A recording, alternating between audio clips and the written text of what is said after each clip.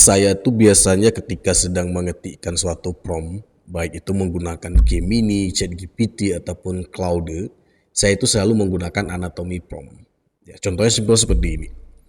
Saya contohkan misalkan ketika saya menggunakan Gemini. Jadi setiap prompt yang saya ketikkan itu dengan hasil yang memang bagus lah saya bilang, saya selalu menggunakan struktur kerangka atau anatomy prompt sebagai berikut.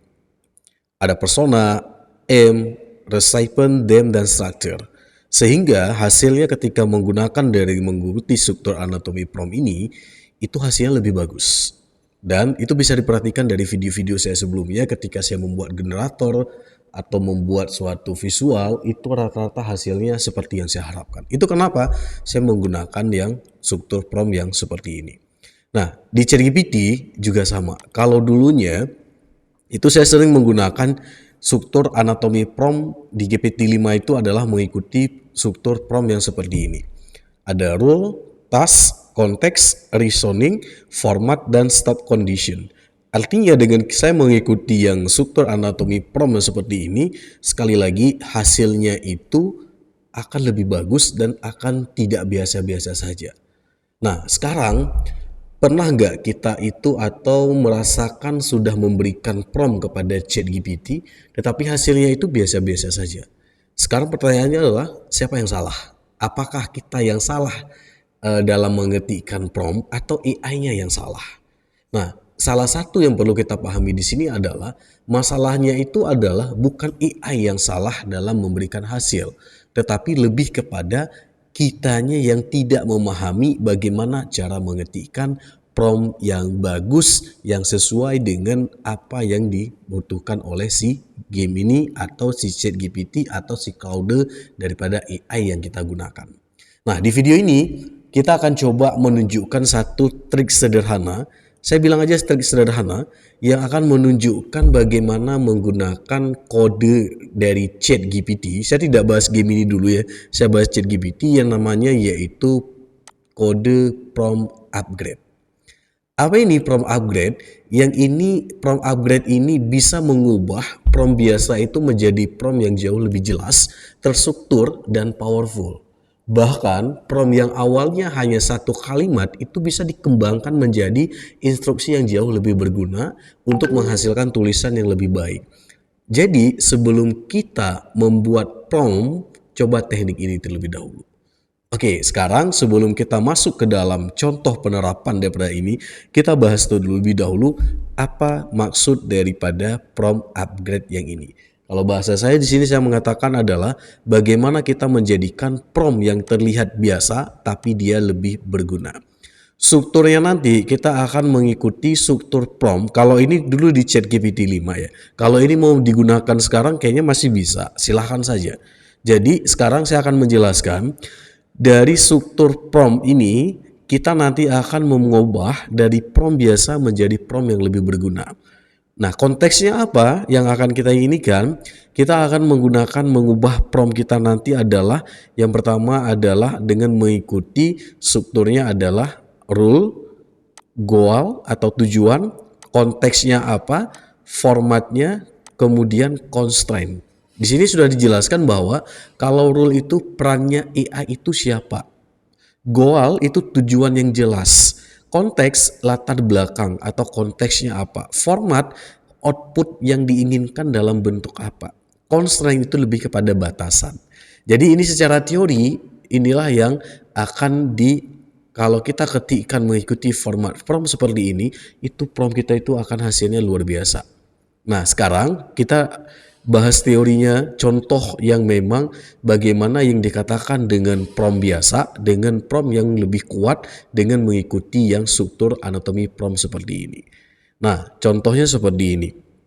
Ini adalah contoh prompt biasa, yang kalau kita ketikkan di dalam ChatGPT, tentu hasilnya ada, tetapi kadang hasilnya tidak sesuai yang kita inginkan. Kalau simpelnya gini, ya coba kita sekarang ketikkan ya, kita buka ChatGPT kita. Kita buka ChatGPT, ini saya menggunakan versi gratis ya. Versi gratis, oh ya sorry, ChatGPT bukan Gemini. Halo, ChatGPT. Nah oke, saya buka ChatGPT. Kemudian coba kita bandingkan sekarang, kita ketikkan prompt ini, buatkan materi tentang kecerdasan buatan. Buatkan materi tentang kecerdasan buatan. Kalau kita enter, hasilnya tetap ada. Hasilnya itu tetap ada tuh. Tetap ada hasilnya. Tetapi pertanyaannya di sini adalah apakah hasilnya itu jelas, terstruktur, atau sesuai dengan yang kita harapkan. Ada terkadang memang hasilnya ya ada, kadang kita terlalu ya udah tinggal ngambil saja. Tetapi kalau kita lebih memahami lebih lanjut, hasil yang kita dihasilkan dari prompt yang kita buatkan ini, itu konteksnya itu ini tidak ada konteks. Konteks artinya latar belakangnya apa. Kemudian tidak ada format. Kemudian jawabannya itu bisa terlalu luas atau melenceng. Ini yang kita sangat tidak harapkan dalam menerima apa hasil dari prompt yang kita gunakan. Dan ini istilahnya kan jawabannya kan terlalu luas, padahal kita hanya minta kecerdasan buatan. Tapi dia sudah menjelaskan tentang bagaimana AI bekerja, jenis-jenis AI, bahkan dia terkadang ada yang lebih luas lagi hasilnya. Ini contoh prompt yang biasa. Ya hasilnya seperti ini, jawabannya terlalu panjang, atau misalkan terlalu umum, bahkan itu tidak sesuai dengan kebutuhan. Kesimpulannya, prompt yang biasa seperti ini itu hasilnya adalah umum saja hasilnya. Nah, sekarang kita coba bandingkan dengan prompt yang mengikuti yang struktur yang seperti yang disarankan ini. Itu namanya adalah prompt lebih kuat dan spesifik. Kalau kita melihat di sini, prompt yang digunakan dengan mengikuti struktur prompt yang seperti ini, itu hasilnya akan lebih menarik lagi. Ya contoh seperti ini, Anda adalah seorang guru teknologi informasi. Kalau kita lihat dari prompt ini, Anda adalah guru teknologi informasi. Ini kalau kita lihat ini dari prompt yang disediakan di sini, itu adalah bersifat sebagai role. Role ini artinya kita menentukan peran dia apa. Berarti perannya di sini jelas bahwa dia adalah guru teknologi informasi. Kemudian kita lanjutkan, buatkan materi pembelajaran kecerdasan buatan AI. Ini kan kalau kita lihat artinya goalnya atau tujuannya apa? Tujuannya apa di sini adalah membuat materi pembelajaran ini ya, membuat materi tentang pembelajaran ini kecerdasan buatan. Ini kalau kita lihat itu konteksnya adalah goal. Artinya goal itulah tujuannya apa. Goal yang jelasnya apa. Kemudian kita lihat lagi. Materi ini dibuatnya untuk siapa? Untuk siapa ya? Untuk siapa di sini kalau kita lihat di sini konteksnya di sini ada disebutkan adalah untuk siswa kelas 10. Berarti kalau kita lihat untuk siswa 10 ini, kalau kita lihat dari struktur prompt, dia itu termasuk ke dalam konteks untuk siswa kelas 10. Itu lebih jelas. Kemudian kita lihat lagi, materi harus mencakup pengertian AI, contoh penerapan dalam kehidupan sehari, serta manfaat dan tantangannya. Ini juga termasuk ke dalam konteks. Kemudian lihat lagi, sajikan dalam format ringkas dengan struktur pendahuluan, isi utama, contoh, dan kesimpulan. Artinya kalau kita lihat di sini, sajikan. Sajikan berarti kalau kita lihat dalam konteksnya ini, dia termasuk ke dalam format. Ini dari sini, sajikan dalam format, ringkas, dan struktur, itu termasuk ke dalam apa format yang kita inginkan. Oke, kemudian yang terakhir adalah constraint. Constraint ini adalah batasan yang harus diikuti. Kalau kita lihat di dalam struktur prompt di sini, batasan yang diberikan di sini adalah ini. Gunakan bahasa yang mudah dipahami dan sertakan satu ilustrasi sederhana. Nah, di sini kalau kita lihat di sini bahwa ini adalah termasuk ke dalam constraint atau kita beri batasan. Hasilkan bahasanya yang mudah dipahami dan sertakan satu ilustrasi sederhana. Ini kalau kita bandingkan dengan prompt yang pertama tadi, tentu hasilnya itu lebih baik. Kenapa hasilnya lebih baik? Karena bisa dipahami di sini. Dia jawaban akan lebih terarah, lebih relevan, ringkas, terstruktur, dan sesuai dengan kebutuhan yang kita inginkan. Karena kita udah berikan batasan, mudah dipahami. Untuk siswa kelas 10, materinya tentang kecerdasan AI, kemudian sajikan dalam format ringkas dan struktur. Oke, nah ini adalah contoh membuat prompt yang lebih kuat.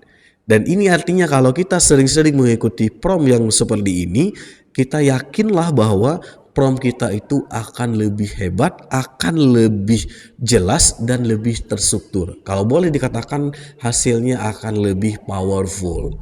Nah, ini adalah beberapa kesalahan yang memang sering kita dapatkan ketika orang mengetik prompt, ya dia asal ngetik saja, tidak mengikuti aturan yang diberikan, sehingga gunakan promptnya itu adalah lebih kuat dan akan lebih spesifik.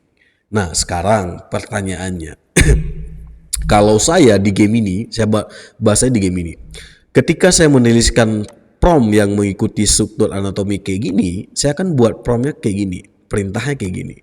Buat template prompt berdasarkan ketentuan tersebut, berdasarkan ketentuan ini, maksudnya berdasarkan ketentuan yang ini, 5 ini. Kan ini yang sering saya buat di dalam game ini. Bisa ditonton dari video-video saya yang ada di channel saya. Setiap saya buat sesuatu, saya menuliskan template promptnya dengan format mengikuti yang seperti ini. Nah, di ChatGPT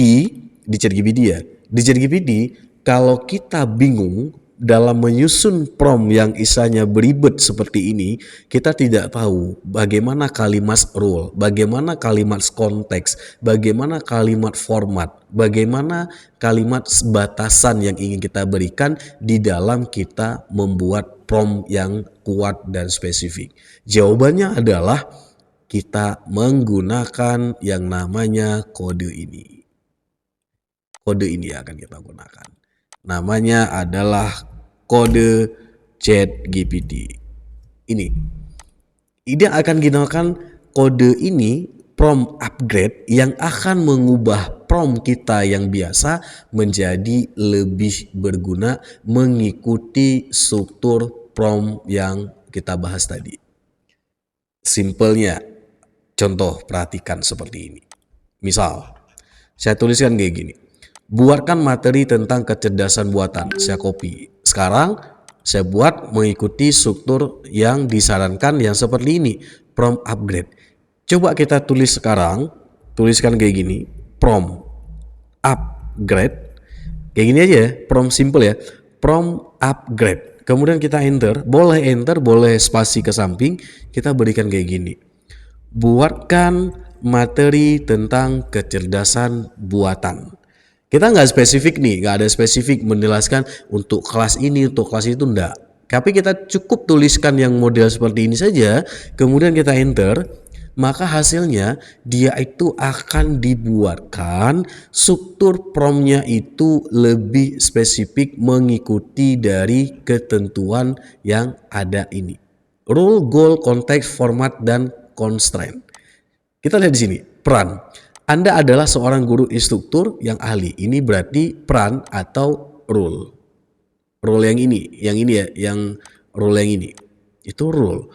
Kemudian tugasnya, buatkan materi pembelajaran tentang kecerdasan buatan untuk siswa pelajar pemula. Pemula itu kan berarti kan pemula. Kalau kita lebih mau spesifik, boleh dituliskan di sini. Misalkan kita upgrade di sini, kecerdasan buatan untuk siswa kelas 8 jenjang kelas 8 SMP misalkan. Dah, kita send. Kalau kita mau lebih spesifik kayak gitu lagi, misalkan tentukan, dia langsung akan dibuat kayak gini. Kelas 8 memahami konsep dasar AI. Jadi di sini udah jelas, rule-nya masih sama seperti ini. Kemudian tujuan inilah goal. Goalnya itu langsung dibuatin. Buatkan apa, materinya tentang apa dan kepada siapa. Kemudian konteks atau latar belakang ini dia akan dituliskan, konteksnya adalah ini. Kemudian berikutnya adalah format keluaran yang diinginkan, materinya ini. Ini kalau yang ini materi yang harus dibahas itu masih dalam konteks. Ini masih konteks. Kemudian di sini format outputnya, judul materi, tujuan, pertanyaan, dan lain-lain sebagainya. Ini adalah masuk ke dalam format. Kemudian hasilnya gaya penyajian di sini Di sini gunakan subjudul yang jelas, sertakan contoh, buat materi, sesuaikan tingkat kedalaman, itu termasuk ke dalam constraint, batasan yang harus dia ikuti dari pembuatan prompt ini. Jadi kalau kita lihat di sini gaya pengajian, ketentuan, ini semuanya termasuk dalam constraint. Nah, ini artinya yang mau saya bilang di sini adalah kita tidak perlu pusing mikir bagaimana prompt yang kita ketikkan di sini mengikuti yang struktur prompt yang seperti ini. Hanya dengan menggunakan kode prompt upgrade seperti ini di awal, prompt upgrade yang seperti ini, maka kita cukup ketikkan saja apa yang kita inginkan. Simpelnya seperti ini, maka prompt yang akan dibuat ke kita langsung mengikuti struktur yang disarankan seperti ini. Itu konteksnya. Jadi gunakan apa? Prompt upgrade. Nah, setelah dapat, ini langsung kita copy promptnya. Copy promptnya, kemudian tinggal kita boleh new chat atau boleh dilanjutkan chat yang sama. Kita langsung buat di sini. Ini langsung kita hapus. Kita hapus ini. Perannya kita hapus, ini tujuannya kita hapus, nggak perlu lagi. Ini sama, kemudian ini juga sama, kemudian ini format output, kita nggak perlu lagi, dia akan paham sendiri. Ini juga sama. Kalau nggak mau dihapus ya nggak apa-apa. Dah ketentuannya boleh. Kalau nggak mau dihapus juga boleh. Saya Ctrl Z, nggak mau dihapus format output, materi yang harus dibahas. Yang ini konteksnya boleh, tapi kalau di atas bagusnya dihapus saja. Tujuannya boleh, ini aja dihapus. Nah, silahkan saja, dia akan paham. Nah, sekarang kita lihat hasilnya sekarang. Kita enter, maka hasilnya itu akan lebih spesifik, akan lebih terukur sesuai dengan apa yang kita harapkan. Nah, coba kita lihat sekarang perbandingannya. Kecerdasan buatan, belajar mengenai AI, tujuan pembelajarannya udah dibuatin. Pertanyaan pemantiknya sudah dibuatin. Kemudian pengantarnya, ada materi pengantar, ada materi inti, ada analogi sederhana, sejarah singkat.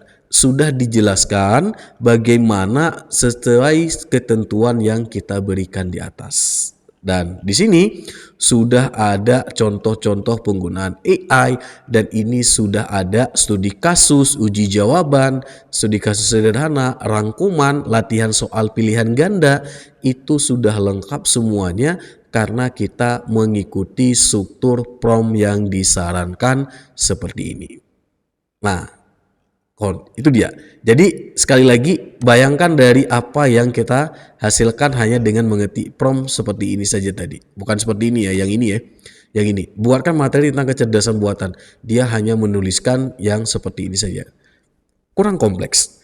Tapi kalau kita mengikuti struktur prompt yang seperti ini, dengan mengetikkan kita buat dulu prompt upgrade-nya seperti ini, maka dia akan dibuat promptingnya sesuai dengan yang ini, maka hasilnya itu akan lebih menarik, akan lebih luas dan sesuai dengan kebutuhan yang kita inginkan. Karena kita sudah mengatur prompt yang kita buatkan dari peran, tujuan, konteks, kemudian format, gaya penyajian sampai kepada batasan yang diberikan untuk AI menghasilkan hasil prompt yang kita inginkan. Nah, ini ya sedikit pembahasan tentang bagaimana menggunakan kode ChatGPT namanya prompt upgrade. Jadi kalau mau buat nanti misalkan membuat prompting yang mengikuti struktur yang kerangka prompt seperti ini, gunakanlah kode prompt upgrade. Itu dia. Nah, ini ada contoh di bawah tapi nggak saya jelaskan lagi. Konsepnya sama. Kalau misalkan prompt yang umum dia bentuknya kayak gini, kalau prompt yang sudah di-upgrade kita buatnya bentuknya seperti ini. Nah, ini juga kalau kita mengetikkan dengan menggunakan prompt upgrade yang seperti ini, hasilnya itu akan lebih terstruktur. Nah, ini dia. Nah, ini contohnya, berikutnya lagi apa yang bisa kita gunakan? Contoh membuat LKPD. Bisa dengan menggunakan prompt upgrade. Itu saya sudah praktekkan di sini di dalam ChatGPT saya di sini. Ini saya menggunakan misalkan membuat LKPD ya. LKPD itu kan biasa bagi guru kan.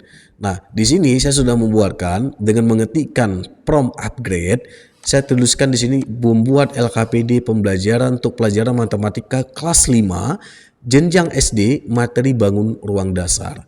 Nah, dengan saya menggunakan kode prompt upgrade, di sini sudah dibuatkan prompt generatornya. Ini dia. Sebagai guru SD kelas 5 bla bla bla, ini berarti rule. Ini juga ada konteks, semuanya promptnya sudah dibuatin. Baru yang saya lakukan berikutnya apa? Saya tinggal copy prompt yang sudah diberikan, baru saya buatkan ke yang barunya kayak gini. Bertindaklah sebagai guru SD bla bla bla bla bla bla seperti ini. Kemudian hasilnya adalah LKPD yang spesifik terukur seperti ini. Ini tujuan pembelajaran, petunjuk, persepsi, pertanyaan pemantik, kemudian aktivitas 1, aktivitas 2, kemudian ada visual seperti ini, bandingkan aktivitas 3 sampai dengan beberapa aktivitas hanya dengan mengikuti struktur kode prompt upgrade seperti yang saya jelaskan tadi. Nah, LKPD ini masih berbentuk teks. Kalau kita nanti mau mengubah dari bentuk teks kepada bentuk visual, itu mudah saja. Tinggal di copy seluruh teks ini, berikan perintah ke ChatGPT, buatkan visual gambar. Nah, nanti kita bahas di video sebelumnya bagaimana kita mengubah dari teks LKPD itu menjadi yang visual lebih bagus dan lebih menarik. Oke, mungkin itu saja sekilas singkat tentang bagaimana kita membuat prompt yang biasa menjadi lebih berguna dengan menggunakan kode di ChatGPT namanya prompt upgrade. Silahkan dipraktekkan. Kalau masih bingung boleh di komen, kita diskusi, kita bahas secara bersama apa yang sebenarnya yang diharapkan dari penggunaan kode-kode dari ChatGPT ini. Ini sekali lagi mempermudah dan mempersingkat kerjaan kita dari kita pusing memikirkan bagaimana prompt-prompt itu lebih bagus. Oke, kalau mau lebih tahu lagi kode-kode ChatGPT dengan prompting, boleh silahkan cek di dalam video saya, dalam channel saya. Di situ sudah ada saya bagikan kode-kode gratis ChatGPT yang bisa digunakan untuk membuat prompting yang lebih singkat. Dari 500 komen rahasia ChatGPT, membuat misalkan prompting yang tidak perlu pusing panjang-panjang hanya dengan menggunakan kode-kode, sampai membuat generator RPP, AI agent dan lain sebagainya. Saya sudah siapkan semuanya videonya di dalam channel YouTube saya. Silahkan ditonton, silahkan dipraktekkan. Kalau ada yang mau didiskusikan, komen di dalam komentar ini. Makasih banyak, ketemu di video kita yang selanjutnya.